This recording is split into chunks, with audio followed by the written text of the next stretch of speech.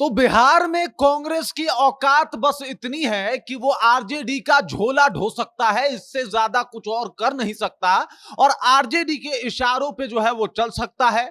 RJD के हाथों की कठपुतली है और आरजेडी ही तय करेगी कि भाई साहब कांग्रेस क्या करेगी बिहार में और क्या कुछ नहीं करेगी। और ये बात मैं नहीं बल्कि भाजपा के प्रदेश अध्यक्ष जो है वो कह रहे हैं और बता रहे हैं कि कांग्रेस जो है उसका कोई अस्तित्व नहीं है बिहार में बिना आरजेडी के। और कांग्रेस अगर अपना अस्तित्व बचाना चाहती है तो तत्काल जो है वो आरजेडी से रिश्ता तोड़ दे। जब पूरी कहानी आपको बताऊंगा तो सब कुछ समझ में आ जाएगा कि क्या कुछ कह रहे हैं भाजपा के प्रदेश अध्यक्ष दिलीप जायसवाल और किस तरीके से कहीं ना कहीं ये दोनों में यानी आरजेडी और कांग्रेस को अलग करने की बात कर रहे हैं। पूरी कहानी आपको बताऊंगा, सब कुछ आपको विस्तार पूर्वक समझाएंगे, लेकिन उससे पहले मेरा परिचय जान लीजिए। मेरा नाम है रजत और आप जनता जंक्शन देख रहे हैं। किसी भी चाय के टपरी पे जाइएगा, वहां पे बैठ के किसी से बात कीजिएगा और कांग्रेस के बारे में पूछिएगा कि भाई साहब कांग्रेस की उपलब्धिता क्या है बिहार में, तो लोग कहेंगे कि पहले होता था लेकिन अभी बिहार में कांग्रेस गौन है। मतलब कांग्रेस से ज्यादा किसी को राफ्ता नहीं है, ज्यादा किसी को मतलब नहीं है।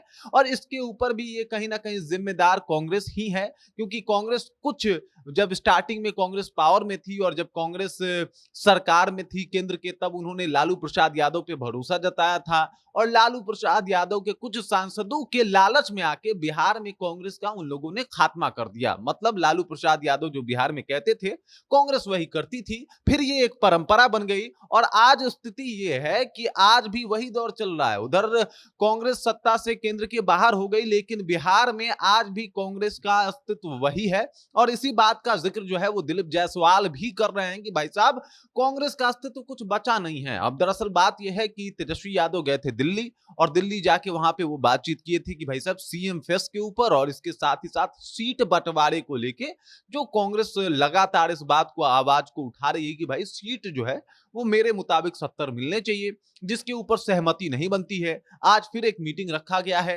इससे पहले दिलीप जायसवाल का यह बयान आना कि भाई साहब कांग्रेस सिर्फ झोला ढोने वाली पार्टी बन के रह गई है बिहार में।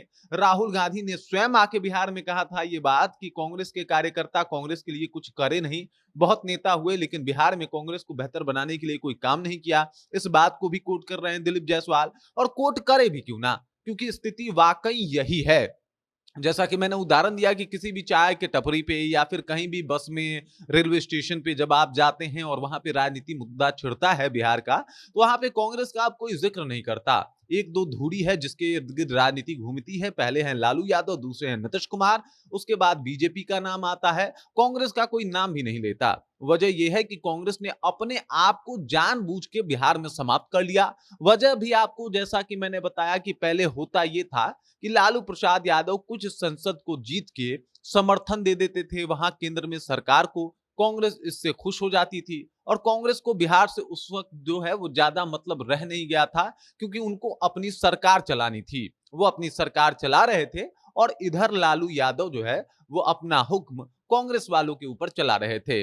आज भी स्थिति यही है। जब सीट बंटवारा होता है तो जितना बेहतर सीट होता है या जहां पे महागठबंधन के जीतने के चांसेस ज्यादा होते हैं, लालू प्रसाद यादव उसे अपने खाते में डालते हैं, यानी वहां आरजेडी के कैंडिडेट उतारते हैं। और जहां पे स्थिति जो है वो थोड़ी सी कमजोर होती है वहां पे वो कांग्रेस को दे देते हैं। इसी का परिणाम रहा कि 70 सीट मिलने के बाद भी 2020 में कांग्रेस मात्र 19 सीट ही जीत पाई और उसके बाद ये 19 सीट जीतने का ठिकरा भी कांग्रेस के सर पे ही मर दिया गया कि लीजिए भाई 70 सीट दिए थे आप, 19 सीट जीते हैं, जीत के दिए हैं। और अगर ये सीटें हम थोड़ा कम करके देते, आपको 20-25 देते और हमारे उम्मीदवार लड़ते तो भाई साहब आज माहौल कुछ और होता।